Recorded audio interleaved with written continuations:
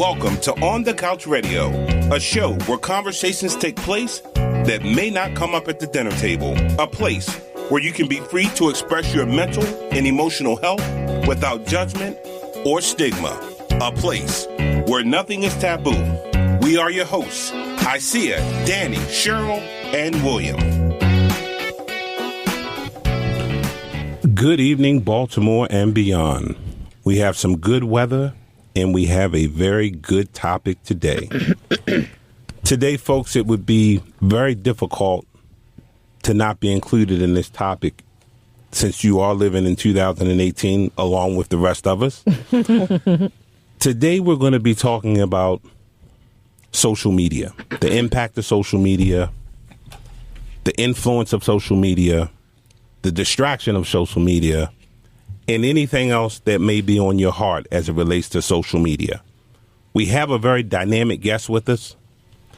We have Miko Marquette Whitelock, who is founder and CEO of Mindful Techie. He is a speaker and a trainer on mindfulness, technology, and productivity. Mindful Techie is an organization that helps purpose-driven high achievers in organizations conquer digital distraction, news and information overload, and work-life balance so they can live a more balanced and productive life and reach their full potential. Miko has served the nonprofit, public, and private sectors for nearly 2 decades. Likewise, he has been a featured speaker on mindfulness, technology, and productivity on various mainstream media outlets, which include television and radio. Welcome, Miko. Thank you for joining us. Thank you for having me. Hey there, how are you? Welcome. How are y'all doing? We're doing wonderful. Doing good. That's good to hear. So we're excited to dive right into this conversation with you. And, you know, oftentimes when we talk about this whole social media craze and frenzy, you know, we blame young people, right? We blame them for the Snapchat, the Instagram, the Twitter, and I don't even know what else they have, right? But I wanted to talk to you a little bit about it's not just them that have this problem with social media, right? It's also the adults and the parents and all of that. So let's kind of dive right in and let's talk about like the divide that has kind of happened around this addiction with social media and its impact on parenting and relationships and so forth and so forth. So let's just go there. Definitely. So it's become a part of our lives, and it's across generations. So it doesn't matter if you're old or young. It's become an essential part of how we communicate, and in some instances how we actually do business. It's made the world smaller, and I think one of the things that is important to keep in mind is that it's not a good thing or a bad thing. It's just like with any technology, like the telephone or the car. It's about how we actually use the tools and not necessarily the tools themselves. So I think that's the starting point there. The other thing I would add is, as we have this conversation, I would encourage us to expand it beyond just the social media, because it's the technology pieces, right? It's the devices like the tablets and the cell phones. And I'm sure some listeners are probably listening to this while they're driving, probably texting when they shouldn't be texting. So I think it goes beyond just the actual social media platforms. We have to actually include the devices and the channels that people are actually using to actually access these platforms. Gotcha.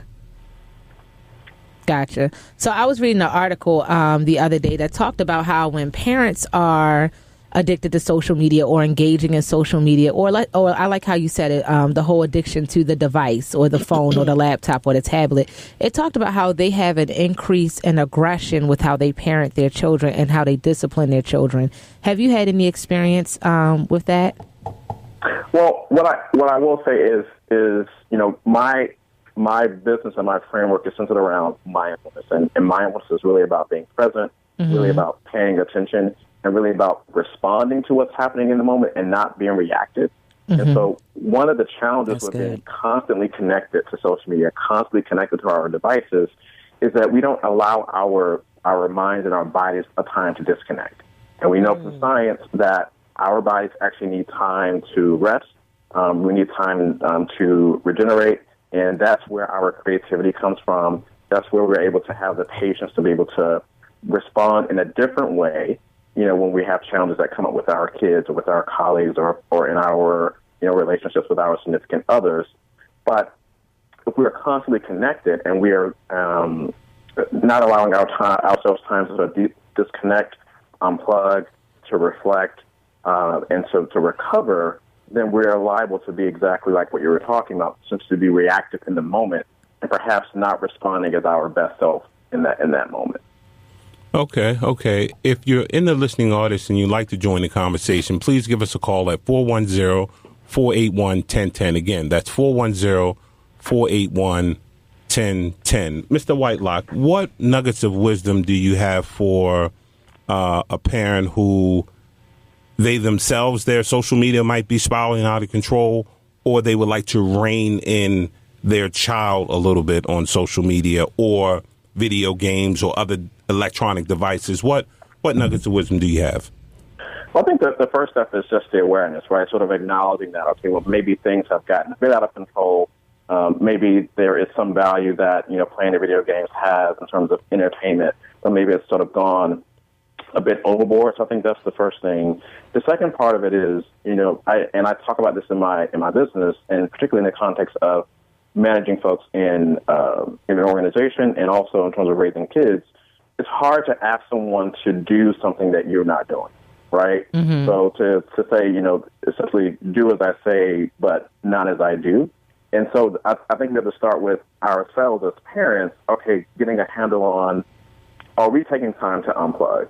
Are we at the dinner table or at the breakfast table, with our devices? Are we taking our devices to the bathroom? Like, how many times have, people gone to the Apple store because they dropped their phone in the toilet or in the tub?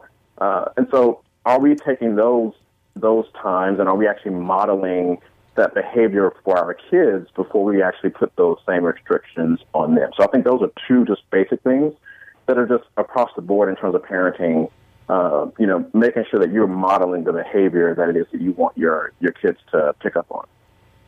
But I think before the behavior is modeled, we have to do some teaching. We have to do some social and emotional teaching as therapists for parents, because I'm not sure if we're looking at parents who have difficulty even identifying what being present means. So if I say, I'm present, as long as my body is here and I'm giving you eye contact, to some people that means that they are present, but that's not really what it means. And so, before they can model it, they need to know exactly, what it is that is being required. I think that's absolutely true. And one of the things that I talk to people about when they come to me with issues around work-life balance or digital distraction, often they think that it's the work thing or it's the technology piece that's actually the issue, when the real issue is what I describe as intention deficit disorder, or IDD. Intention deficit disorder. I am using that. I am. A lack of intention about what you're doing with your life, a lack of intention about how it is that you want to be available to your kids, what kind of parent you want to be, a lack of intention about what kind of value you're bringing to your workplace and to the people that you're serving, a lack of intention about how it is that you're showing up for your community and the other parts of your life. And so when you have a lack of intention in those areas, then you are likely to live your life in response to the intentions that the world will give you. So you're going to live your life. Wait.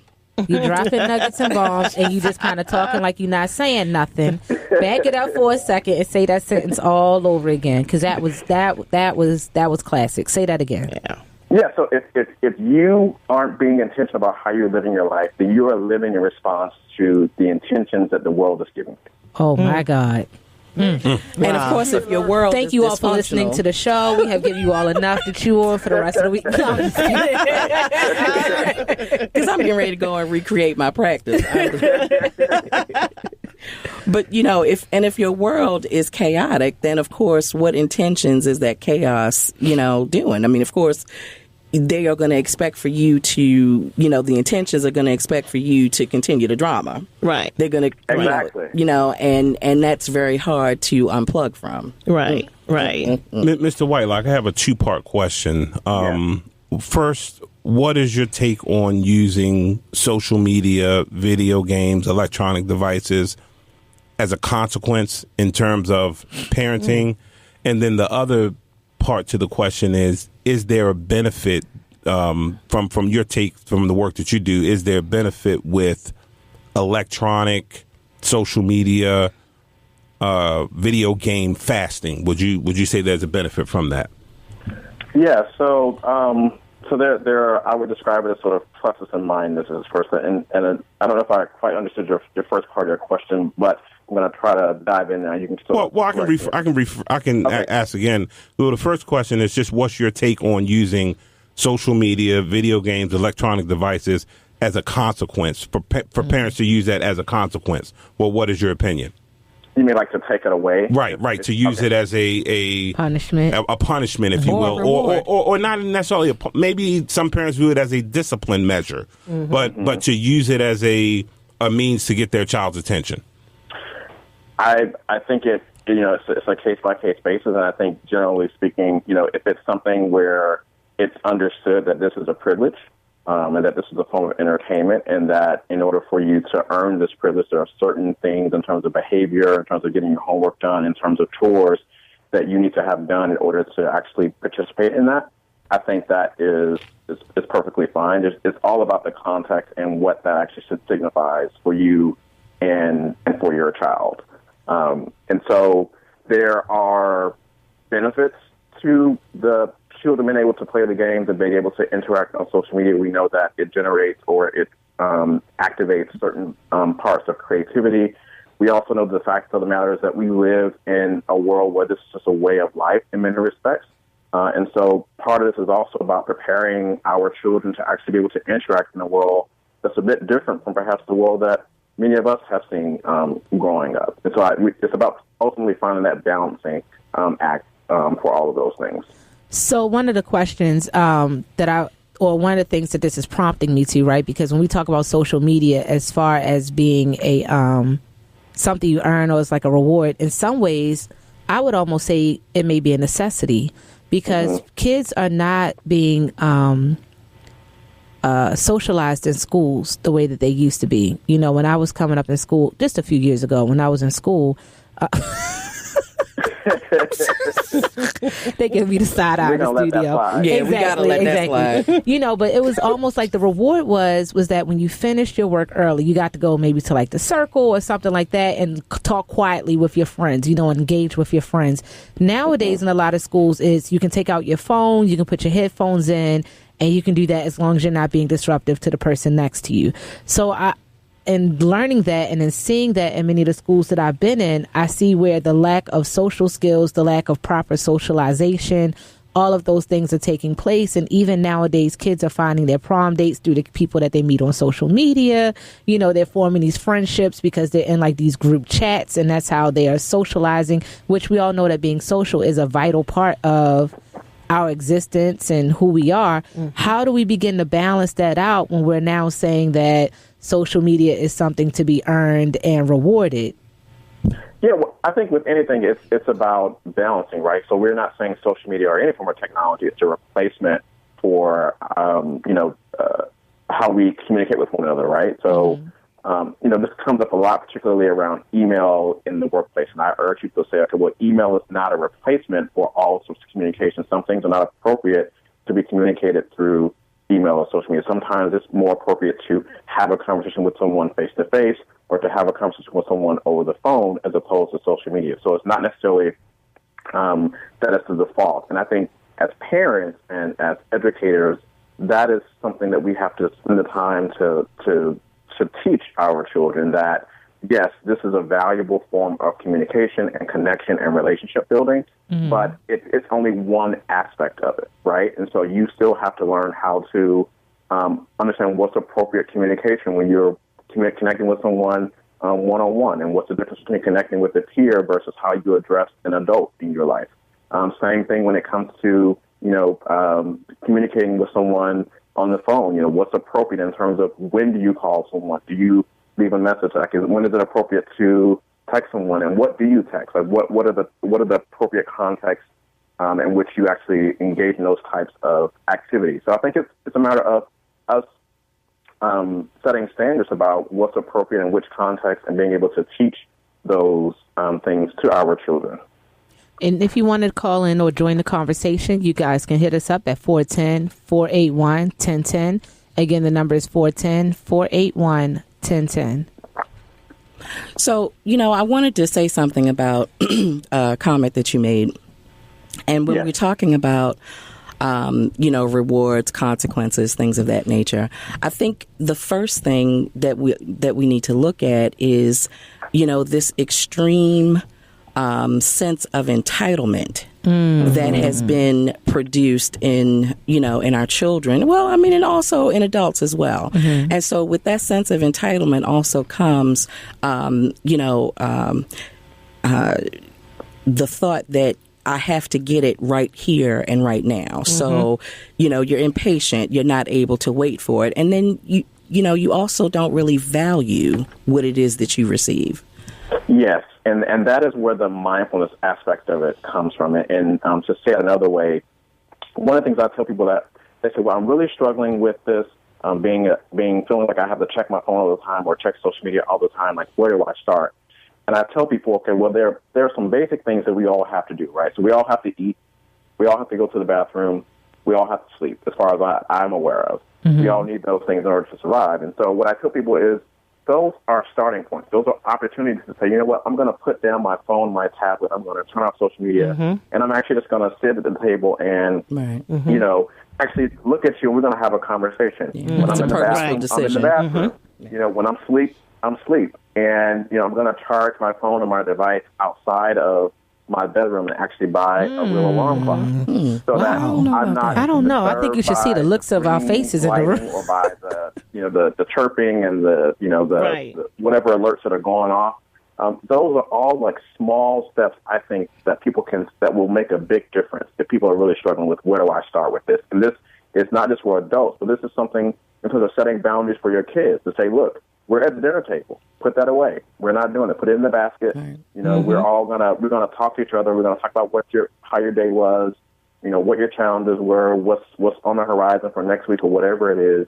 And then when you're done with your homework, then you can pick up your device before you're ready to go to bed, or whatever the parameters are you want to set in your household. And Mr. White, that's the perfect segue because we have a concerned parent on the line. Good afternoon, caller. You're on the air. Hi, yes. I'm asking a question as when do you put a limit on policing your child's phone? When do you stop? I'm not for sure that you ever do. And I think that is definitely a decision that you have to make as a parent.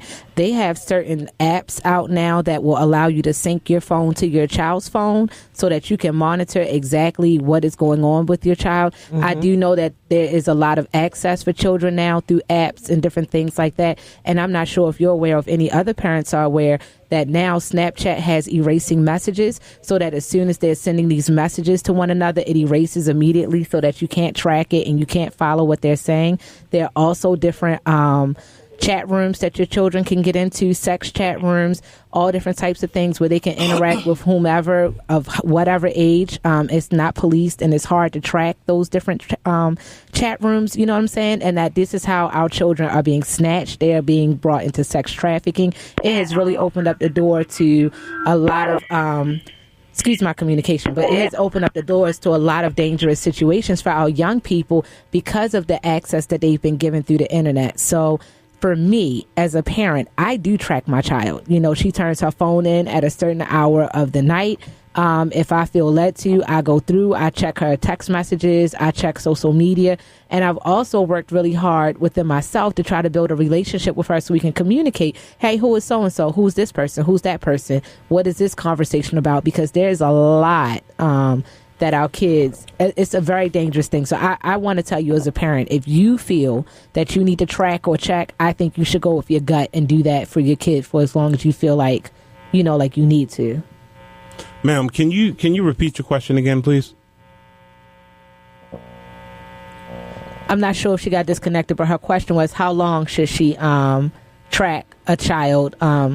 How long should she track a child's social media or track their phone? That was the question that the caller had. So did anybody else want to add into that? Because I think we lost her on the line. So the thing that you said, Isaiah, was if you feel led to, and one of the things. Well, I don't want to say what was on the mind of the caller, but there is a tremendous amount of anxiety that comes up when you are having to police, your child's phone, and so at what point does it become obsessive? Right? Because if you feel like something is going on and you want to check in and you have the means to do that, these different apps, or, you're asking for the phone at a particular time and you're setting some, parameters around. But then what about the parent that is so afraid that things are happening and that they are not aware of it, that they are constantly checking, during the day, if they're at work, they're, checking on the, on the computer to find out what's going on and things like that. And, the problem is that now a lot of these apps have locks on them where you can't get into, the apps have not sided with the parents. Well, I go ahead. I'm sorry. I was just saying that sometimes the apps have not sided with the parents and that they've made it easy for the secrets to be kept, for the information to be guarded, so that it's not like it's just the text messages that you have to track or just emails. Like, you literally have to track each individualized app, and then you have to know what those apps are. And now apps can be coded differently. They can be named differently. And so to answer your question, Danny, once it gets to the point of producing anxiety, my thing is always go see somebody and get some help. Or take the phone away, because you can't disrupt your peace and you can't live in a place where you have no peace. Well, I think the flip side to that is this. I think it should be full disclosure from the point that the young person gets the phone. It should be full disclosure that at any time, as your father, as your mother, I may check your phone. Now, the optimal way to... Our sound effects are right. The optimal way to the footnote to that is to have the best relationship with your child as possible. However, the problem with that is we know that there are external influences. There's pressure. Right. Our children, believe it or not, our children might not always tell the full truth. And I know that's hard to believe. I know for some that's hard to believe that because of the relationship you forged with your child, because of the prayer that you have nightly, because of the relationship that you have, it's hard to believe that your child might be somebody different every now and again when they're not around you. But the reality of it is, I think we're doing harm if we don't set this precedent. Right. And then the last point I wanted to make, it's how we check everything. If you're constantly throwing it in their face, if you're constantly doing it in a way that devalues them, we have to find a way to leave our children whole. Right. There has to be. Now that's important. Yeah, we have to find a way so that everybody's left whole, that the child doesn't feel completely devalued and just, oh my goodness, here my father is going through everything. It's a proper way to do everything. And I think that is a place where you want to make sure that you're coming from a place of love, and that's clear, regardless of what the relationship is that you have. It's going to be different for each child. And I think the other part of it too is just that what's been said is the open communication, right? So regardless of what the relationship is, if you're buddy or parent, child, whatever kind of relationship you have, or in between. Having that open dialogue about why this is the case, why you're doing this is coming from a place of love.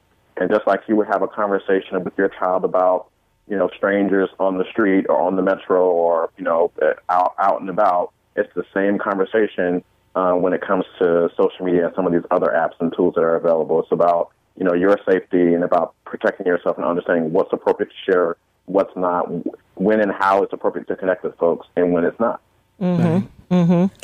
One of the things that I found, I'm sorry, Cheryl, you had a question. Well, no, I was just going to add to the conversation because really this topic is what's really taking place in my home now with my 17-year-old. And right now I do have her phone, but the ultimate price of this situation is, like you said, how you handle it in the relationship. So when she initially got her phone, we placed the app on her phone that we could shut her phone down from a certain time in the morning until school dismisses. So the only person she could get in contact with was me and her father. So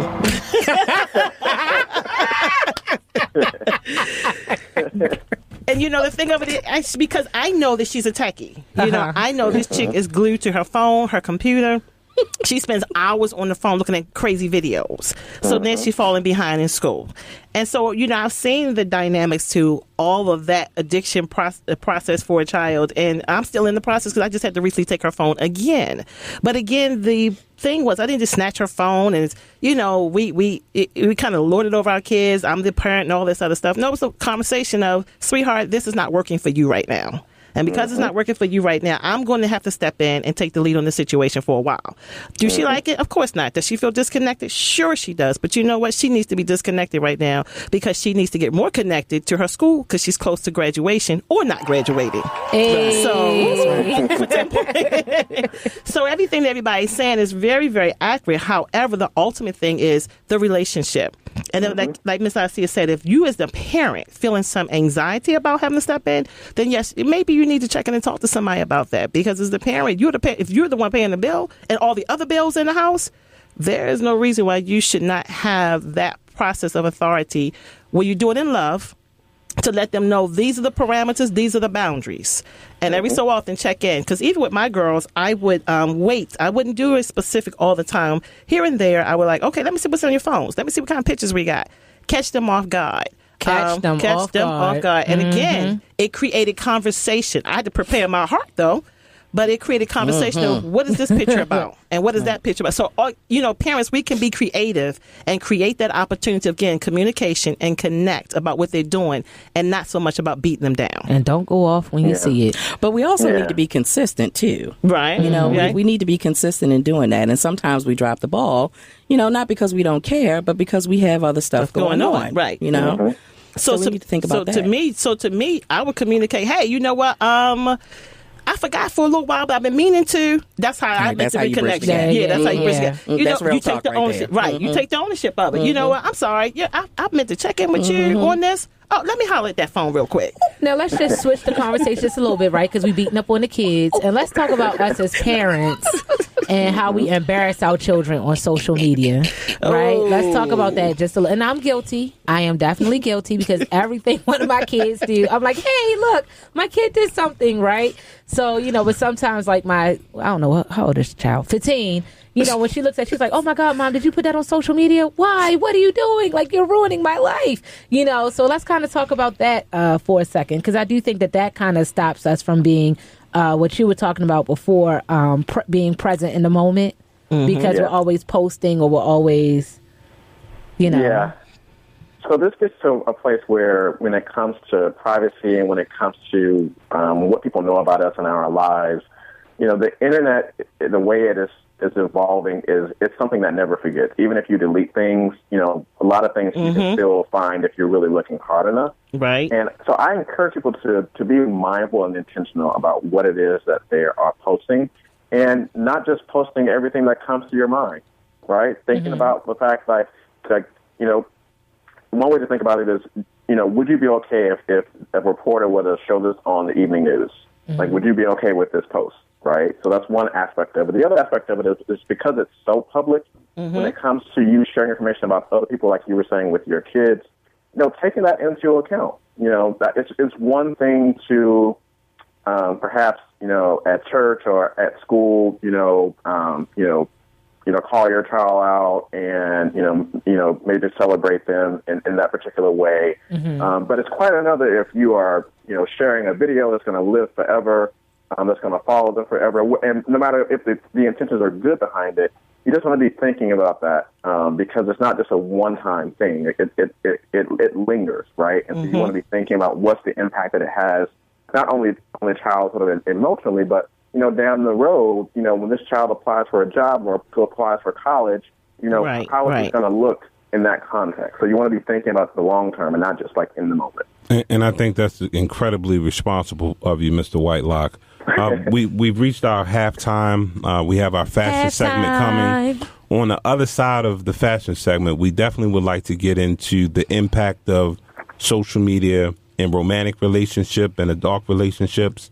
And we definitely want to talk about the social skill component of social media. But right now we have the husband and wife team of Buster and Keisha. Welcome, Shoe Taboo. Yay! Hey, y'all. Hey. What's up, guys? How y'all doing? How are you? Doing well. How you doing? Hey. We're good. We're good. Great topic, guys. We're actually going through that same thing right this second with our 8-year-old. He lost all YouTube rights, all tablet rights for 2 weeks. So Wow. I am there. We are tuned in and we are listening to all of this great advice. We have a great relationship with him at 8. But we want to continue to have a great relationship with him as he gets older. So Right, setting those right. boundaries right now is important to us. Y'all know me. I just got one message for him. Get off that phone. And we'll develop relationship later. Huh? Right. But get off the phone now. So we were going to talk about today some swimsuits for guys, but after all the research I did, just boiled down to 3 things. Don't wear them too small. Don't wear them too big. And if you have a stomach, wear a shirt. That was good. I know that's right. So we're gonna talk about colors today. Now that the weather is changing, it's getting warmer. We're typically pulling out the bright colors and going less with the fall colors and the darker tones. So I came across a couple articles that define what colors meant when you pulled them out of the closet. And this goes for both men and women. So the colors that we're going to explore are red, orange, yellow, blue, and green. So did you know that red, if worn by itself, represents bold, power, exciting, and exhilarating vibes? Nice. Those are all of the vibes you give off when you're wearing red. However, when you pair it with black, it becomes demanding and aggressive. It tells people that you're very assertive and you don't care what people think. But when you wear orange, orange sends a message that is very secondary to survival than red. It means warm, it means shelter, physical comfort, and borderline sexy. Ah. Right. Sorry. And if you wear it in a different climate, so if you live in Maryland like us, you know, you only wear orange usually in the fall when it's a darker tone of orange or when it's really, really bright outside. But when you wear it on vacation in a different climate than where you live, it represents freedom, tropic, vacation, and carefree. That's why I like that color. Right. So when you tap into yellow, yellow signifies happiness, sunshine, cheer, and optimism. But if you wear yellow too bright, it shows anxiety, fear, and it says that you're a coward. Ooh. Wow. Ooh. Don't. Right. Very deep, very deep. Last 2, green. It represents nature, financial safety. It creates balance between your mind, body, and your emotions. It's restful. It says money, and it says vegetarian. So not that you are a vegetarian, but that you appreciate just the God's green earth that he's created for us. Nice. Green for the money and gold for the honey, baby. Crazy. That's what I live with 365 days a year. Okay, and the last color we have is blue. Blue activates thoughts. The color of thinking, intellectual people, and it means peace. Okay. So I guess that's what we get when we're looking at blue water. And blue skies. All So right. that's what we have for you guys. Thank you so much. Thank That you was so much. good. How can folks connect with you all? You can reach us at Shoe Taboo on all social media outlets. You can also locate us at our location at 5471 Baltimore National Pike. We're in the lower level of Cilantro Select Suites, and we're coming to another Cilantro Select Suites near you. Keep an eye out for us, guys. We're on the rise. Yay, All right. nice. Thank you all right. so Thank much. y'all. Thanks for joining us. Yes. Mr. Whitelock, how are you? I'm great. How are you? All right. How can folks, and if you'd like to join the conversation, please give us a call at 410-481-1010, 410-481-1010. How can folks connect with you? So folks can connect with me through my website, mindfultechie.com, techie spelled Techie. And folks can also connect with me on social media. I'm on Instagram, LinkedIn, Facebook, Twitter at A Mindful Techie on social media. Okay, wonderful. Now, the second half of the conversation, can we open up with the impact of social media on adult relationships? What have you seen, and what is normally the advice or the sentiment that you share? Are we talking about platonic or romantic or both? Both. Let's talk about both. All right. Okay. So again, social media is a tool to facilitate conversations. It's not a replacement for all communication. So the phone still exists, in-person still exists. And you want to keep in mind, too, that when you're sharing on social media, when you're connecting with folks on social media, are you sharing things that you would say to someone face-to-face? Is that appropriate, whatever it is that you're choosing to share on social media? And thinking about, again, the balance between connecting with someone on social media versus talking on the phone and other modes of connecting as well as in person. And specifically when it comes to romantic relationships, which is, where I tend to hear a lot of the challenges arise, is you just want to make sure that you're on the same page with the person that you're in the relationship with about what it is that you're going to choose to share. Are you sharing your relationship status? What photos are you sharing, if you're sharing any photos? What types of life events that you are going to choose to share? Mm-hmm. What are your what shared understanding do you have about the appropriateness of connecting with certain friends, be they exes or people that have expressed interest, or maybe be hitting on someone that's in a relationship, knowing that you're already in a committed relationship with someone? You just want to make sure that you are opening those lines of communication and you all have a shared understanding of how you all are going to approach that as a collective. That's the best advice that I can give folks. I don't know that there's one right way to do it. The only right way to do it is the way that the both of you agree is going to work for you, and to abide by that. That's very responsible.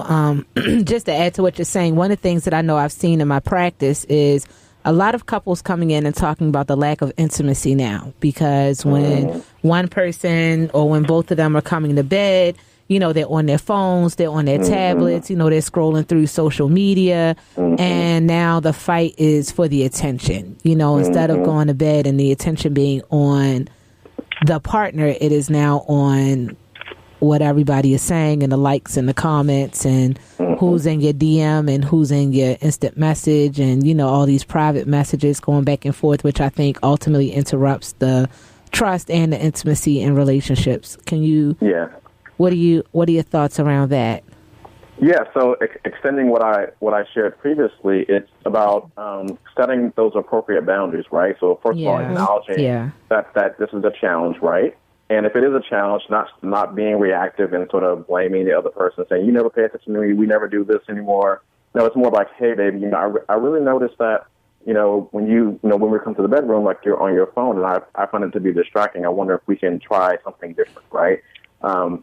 And that can be an opportunity to have a conversation about, okay, well, when we're having us time, can part of the us time that we spend together be without the devices? The same way that you might go on a vacation or a retreat or whatever it might be. Maybe there are parameters or boundaries that you all can create together that are shared, where you sort of talk about, when and how it's appropriate to, include technology as a way to be intimate.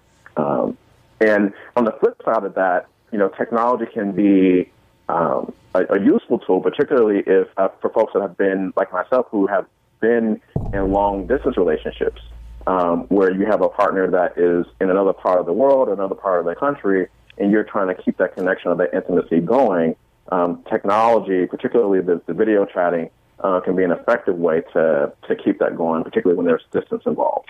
So I think having that conversation between two healthy individuals is an excellent thing to do in a relationship. And so one of the things we wanted to cover on today's show is the addiction part. And so there are some articles that have been posted about activation of the pleasure part of the brain when dealing with different devices and social media and even the emoji texting and all of those other things. And so once the addiction has developed, sometimes it's kind of like telling the alcoholic, hey, you know what, you're drinking a little bit too much. I need you to not do it. Right? That conversation is not really realistic if addiction has taken place into the mind.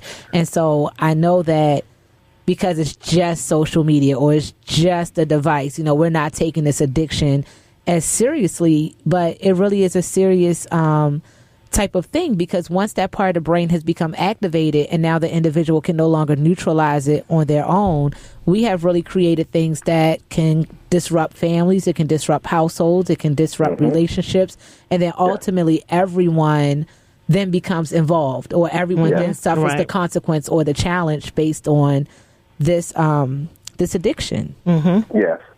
Well, so if it's a clinical addiction, described as something that's really, it's gotten to the point to where you're so involved with it that it's disrupting your life, that's the point where you want to, seek professional help. And that is, so that's not an area, I'm not a professional counselor or therapist, but that is an area where you actually want to seek out a professional for that. If it's something where you are sort of, borderline or, perhaps a little less than that, there are some practical things that I can recommend for folks that are really struggling with this. One of the things is to recognize that you actually have a choice in how you're receiving information and alerts on your devices.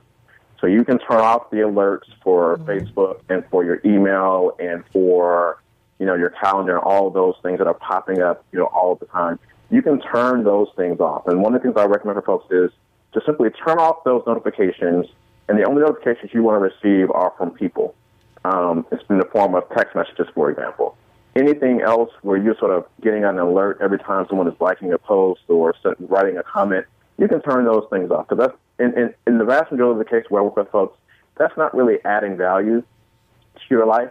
And by turning off the alerts, you can then decide when and how you want to actually interact with your email, or when and how you want to interact with social media, like Facebook. You can be proactive about setting aside time for that.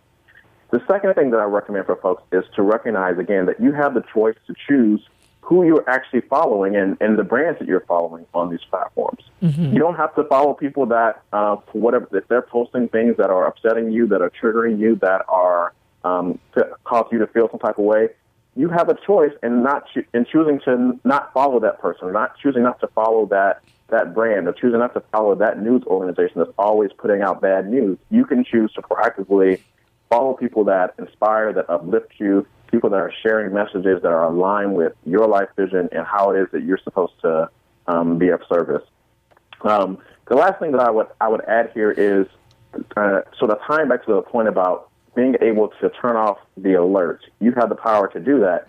You also have the power to choose when you actually choose to engage with these platforms, right? One of the things that I do is, when I'm going to bed, I have my evening routine, and when I wake up in the morning, I'm working through my morning routine, with making my smoothie or taking my shower. I'm doing my prayers, my meditation.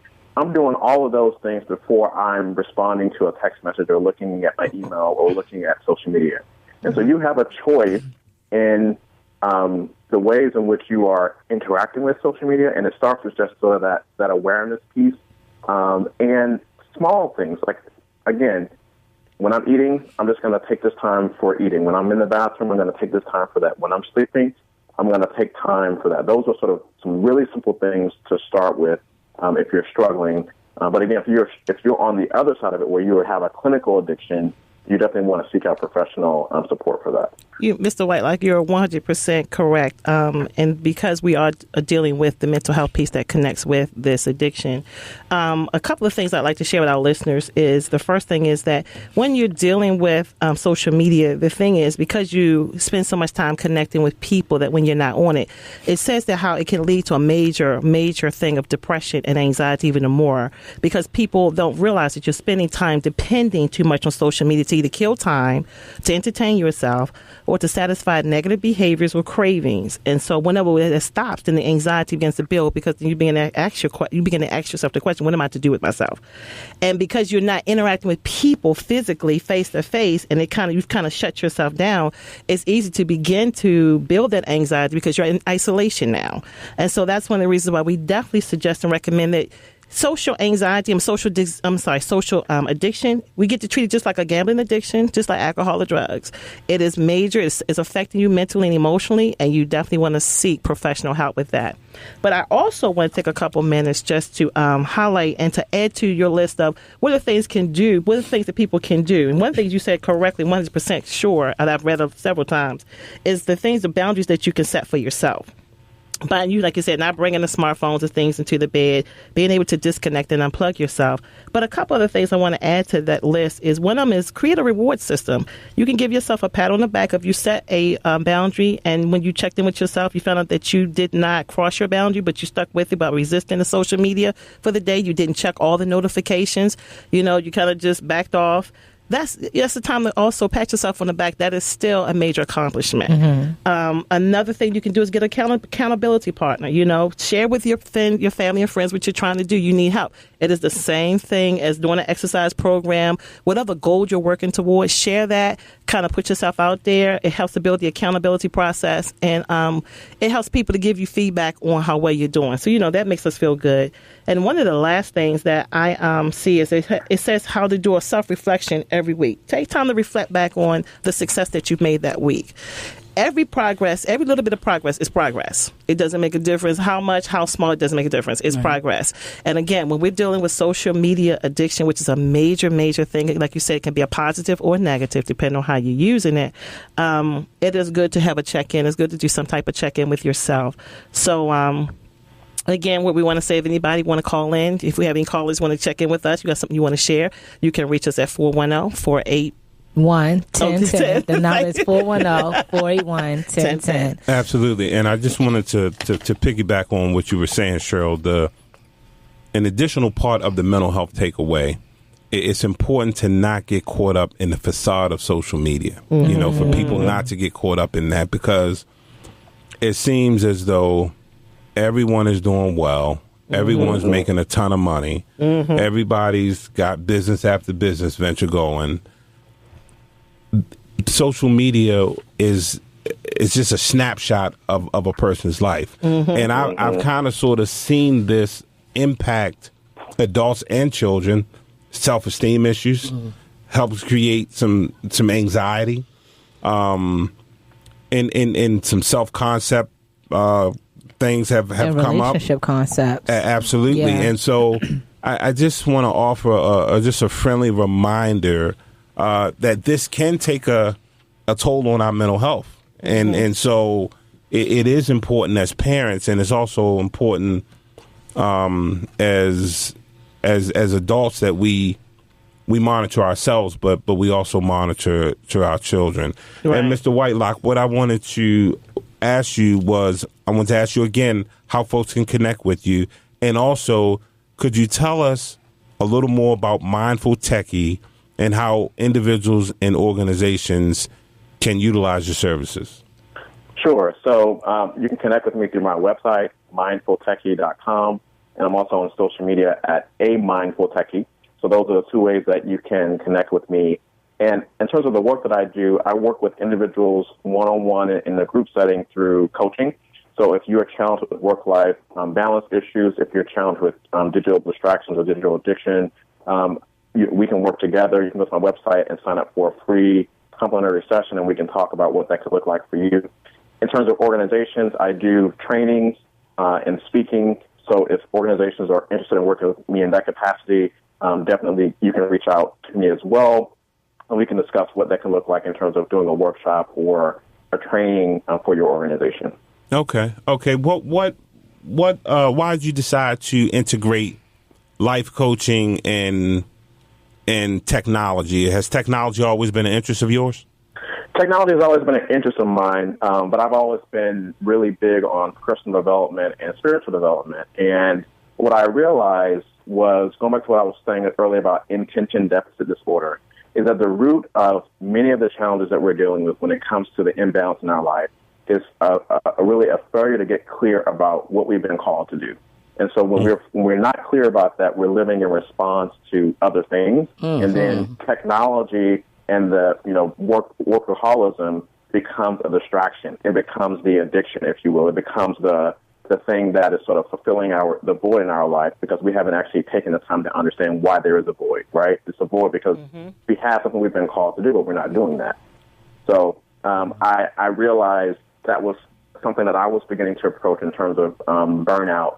And I began to talk about that. I began to bring that to my team at work and talk about sort of the mindfulness practice, some of the spiritual work that I was doing. And the response was overwhelming. I realized that it was a huge need. And so I decided to, take the leap of faith and really do this full time, because I recognized this is what I was being called to do. And so I wanted to take the leap and trust that, if this is what I've been called to do, if I step out and do this full time, that I'm going to be supported in doing that. Man, that's awesome. Right. That's awesome. A big step. That's a really big step. One of the things I did want to interject into the conversation, and I know we have only 10 minutes left. You talked about focusing on like the spiritual aspect about everything. I'm sorry, we have 7 minutes left.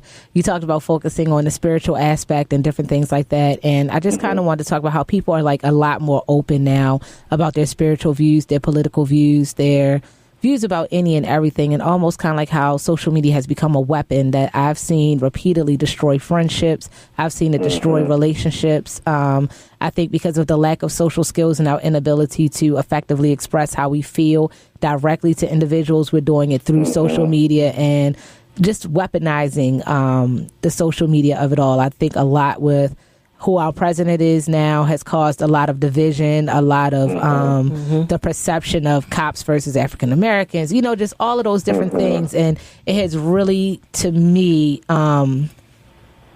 it has just created a whole bigger thing of division. It's being used as a big divisiveness within our communities, even among families. I've seen where families can argue and they use social media as the medium with which to conduct their arguments. How can we, I don't know, but how can we like encourage these friendships to come back together or encourage healing to come to these families? Do you have anything that you can just speak to our listeners? Go ahead. Yeah, so, it's interesting when it comes to, technology, our devices, our tablets, and our social media, and the type of conversations that you're talking about, I remind people that at the core of this, there is a human being on the other side of that computer screen. There's a human being on the other side of that text message. There's a human being on the other side of that message or that comment that you left on Facebook. And that human being has thoughts, feelings, emotions, that has a purpose with which they have been, given life to live out. And when we take the time to sort of step back and remember that, and to come from a place of love, to come from a place of compassion, even when we talk about the president, if we can begin to have a solution-oriented conversation, if people can get beyond their sort of in-the-moment sort of gut-wrenching reaction to what's happening, and if we can sort of begin to bring some love, some compassion, and more light to those kinds of interactions, to those kinds of conversations, and to say, you know what, I'm not going to just respond to what's on the surface of it, but I'm going to try to understand on a deeper level, what might be the reason that this person is responding or thinking or expressing themselves in this way. What's happening in terms of the hurt or the healing that might need to take place with this person? What's happening inside of me in terms of how I'm responding, in terms of how I'm showing up? Why I'm not able to see the good or the God or the best in someone else. And so I think that's perhaps the most important thing that we can do, is to just recognize that, we're human, connecting with another human. There's another human being on the other side of that. And we have to, when we are able to treat ourselves with kindness and compassion and love, then we can extend that to other people. But oftentimes we don't love ourselves enough that when we show up in the world that we can't give that to someone else, right? We have to spend time cultivating that for ourselves and be an example to other people. And that, when you're able to do that, that makes space to be able to work through and have some of these difficult conversations in a more constructive way. Wow. Absolutely. What is your philosophy or approach with mindful technique as you work with individuals and organizations? What is your philosophy? My philosophy is that we all have a work that we have been called to do. And when we talk about work-life imbalance or challenges with technology distraction or overload or any of those things, those are really just the superficial symptoms that are on the surface of you not being clear about what it is that you've been called to do. I believe that we all have a unique purpose in the way in which we're supposed to serve. And my role, my job is to help people who want help to uncover that and to be able to manage the work piece and to manage the technology piece in a way that facilitates them actually carrying that out, and as opposed to it getting in the way. So I believe that we all have something that we've been called to do, and we live in a hyper-connected world. It's just the way that the world is right now, but that doesn't have to be an impediment to you living your purpose. Wonderful, wonderful. Can you once again just, I don't want to overdo it, but I want to make sure folks can get connected with you. Can you share your information one more time, please? Yes, so the website is Mindful Techie, so Techie spelled Techie, so mindfultechie.com is the website. You can go and click on the link to the top and sign up for a free session with me to talk about whatever challenges you might be having. And then you can connect with me on social media at A Mindful Techie. I'm on Twitter, Instagram, LinkedIn, and Facebook. Okay. And as we prepare to close out, do you have any nuggets of wisdom or any positive affirmations that you would like to share with our audience? The most important thing, I think, is to recognize that your life is a gift and to invest the gift of your life wisely. And do that. That's good. That's well stated. So, your life is a gift, and to invest the gift of your life wisely. And the most important thing you can do is to get clear about what you have been called to do. All right. Absolutely. Thank you so much. Well said. Yeah, thank you so much for coming on the show. Thank you. Thank you, everybody, for listening. We appreciate it all, and we will catch you all back here next Monday. You want to be an entrepreneur? You're already an entrepreneur. You're a successful entrepreneur. Listen to my show. This is Oren Solomon from The Entrepreneur's Edge, WOLB, Tuesdays, 11 a.m. to 12 p.m. It is off the charts, off the hook. We're going to show you how to make money, how to start businesses, how to save on taxes, and how to be a better entrepreneur. Tell your friends, WOLB, 11 o'clock Tuesdays, or check us out on the web at www.orensolomon.com.